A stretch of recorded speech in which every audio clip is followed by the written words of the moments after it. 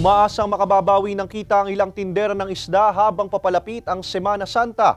Samantala ang mga nagtitinda ng manok, daing ang mataas na presyo ng supplier kahit pa sapat ang supply. Alamin yan sa report ni Paul Hernandez. Malaki ang inaasahang paglakas sa bentahan ng isda habang papalapit ang Kwaresma. Sa ngayon kasi mahina raw ang bumibili. 2 weeks na.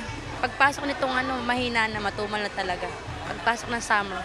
Ang presyo ng kada kilo ng galunggong at tulingan, 200 pesos. 160 to 180 pesos naman sa gulyasan. Ang bangus, 160 pesos per kilo. 280 hanggang 300 pesos kada kilo sa tingin.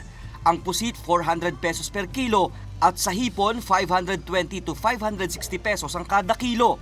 Tumaas ang presyo ng mga ito kahit pa raw sapat ang supply. Mahal ang bigay ng supplier, kaya mahal din ang bigay. Walang paggalaw sa presyo ng karne ng baboy simula March 1. Pero bago pa naging stable yan, may dagdag na raw na 10 hanggang 20 pesos sa kada kilo nito. Samantalang ilang tindera ng karne ng manok, hindi raw magawang ipasa sa customer ang price high kahit pa may pagtaas sa presyo mula sa supplier nila. Laging tumataas araw-araw ng plus 2 ng plus 2. Hindi pa sila nagbababa, pero tumataas na lagi. Hindi naman namin maibaba kasi madaming mas mura sa mga supermarket.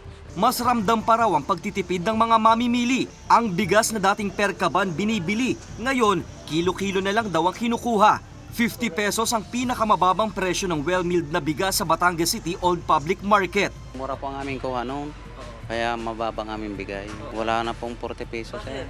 Wala pong nadating na yung mumurahin. Ngayong Marso ang inaasahang pag-aani ng palay. May aasahan naman daw na pagbaba sa presyo ng bigas sa pamilihan ayon sa Samahang Industriya ng Agrikultura o SINAG. Yun nga lang, malabo raw maabot ang 40 pesos na kada kilo. We are expecting na bababa ng 23 pesos. So pag bumaba ng third week yung presyo, bababa ang well-milled rice to 49 pesos. Yun ang target na tinitingnan natin.